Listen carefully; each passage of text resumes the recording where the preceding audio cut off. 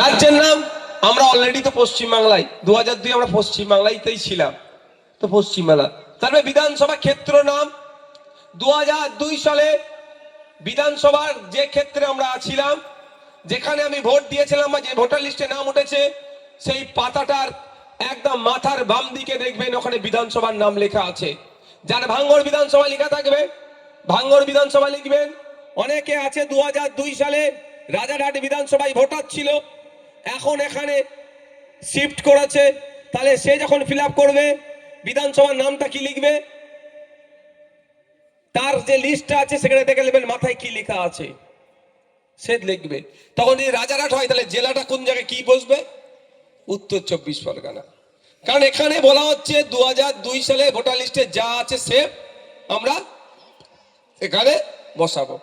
তারপরে কি এখানে দিয়ে আছে ঘর করে বিধানসভা ক্ষেত্র নাম্বার, যদি ভাঙড়ের কেউ ফিল করে 2002 সালে ভাঙড় বিধানসভার ক্ষেত্র নাম্বার কত ছিল আপনারা জানেন? এখন কত? এখন 148, কিন্তু আগে কত ছিল 2002 এ? 107। তাহলে এখানে আমি কত লিখবো, কেন লিখবো? 2002 এর তথ্য আমি এখানে দিচ্ছি। অলরেডি আমার তথ্য 2025-এর তথ্য এখানে চলে আসবে, ওরা প্রিন্ট করে আমাদেরকে পাঠিয়ে দিয়েছে এখানে। আমি লিখছি এখন 2002 এর তথ্য, এখানে ডেটা দিচ্ছি। তাহলে এখানে 107। এখানে অংশ নাম্বার 2002 এর ভোটার লিস্টের একদম যে লিস্টের ডান দিকের একদম টপে মাথায় অংশ নাম্বার লেখা আছে, ওখানে যা লেখা থাকবে বসিয়ে দেবেন। ক্রমিক নাম্বার তথা সিরিয়াল নাম্বার 2002 এর ভোটার লিস্টের প্রথম যে কলামটা আছে ওইটাই 1 2 3 4 5 6 করে সিরিয়াল হয়ে যাচ্ছে, ওটা ক্রমিক নাম্বার বলে, এটা বসিয়ে দিলেন, আপনার কাজ শেষ। তারপরে কি হবে, এখানে সিগনেচার করলেন, সিগনেচারের জায়গা আছে বা বাম হাতে ছাপ দিলেন, তারিখ দিলেন, ফর্ম রেডি হয়ে গেল। যে অফিসার আপনাকে দুটি ফর্ম দিয়েছে সেই অফিসারের নাম ফোন নাম্বার একদম মাথায় লেখা থাকে, সেই অফিসারকে আপনি ফোন করতে পারেন, সাহেব বাবু কি মা যেই হোক না কেন, যে আমার ফর্ম রেডি হয়ে গেছে আপনি আমার কাছ থেকে নিয়ে যান। সে তার সময় মতো চাপ দেবেন না, অনুরোধ করছি। তাদের বিএলও গুলোর মাথায় অনেক চাপ দেবেন না, আমি এটা অনুরোধ করছি। সে তার সময় মতো আসবে, এসে আপনার ফর্ম দুটি নেবে, নেওয়ার পরে আপনার কি দেখে নেবেন, এই কোণে একদম নিচে ফর্মের ডান দিকের কোণে উনি একটি স্টাম্প মারবেন, সিগনেচার করবেন, তারিখ দেবেন, একটি উনি নিয়ে চলে যাবেন, একটি আপনার কাছে রেখে দেবেন। আপনার বাকি আর কিছুই কাজ করতে হবে না, বাকি কি করতে হবে আপনার বিধায়ক আপনার জন্য বুঝে নেবে। মাথায় থাকবে তো?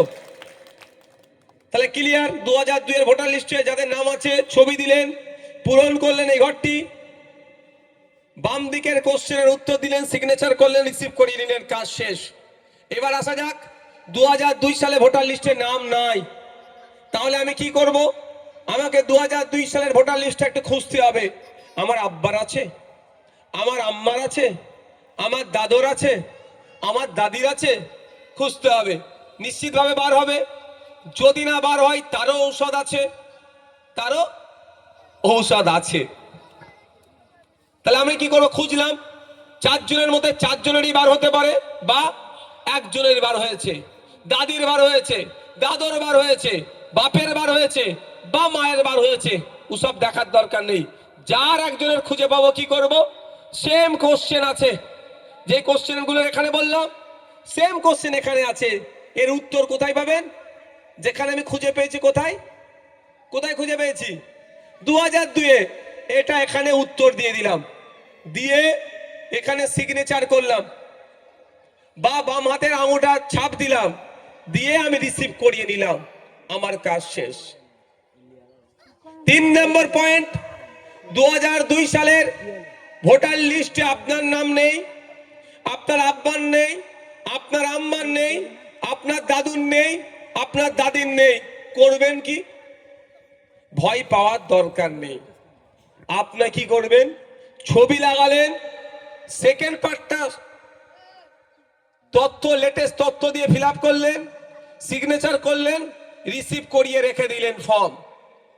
আর আপনাকে কি, আপনি যখন এই জমা দেবেন আপনাকে নোটিশ আসবে যাক, নোটিশের বিষয়টা আমি পরে বলবো। এই যে first part, second part, third, fourth, signature, receive, এই সম্পর্কে কারো জানতে অসুবিধা আছে?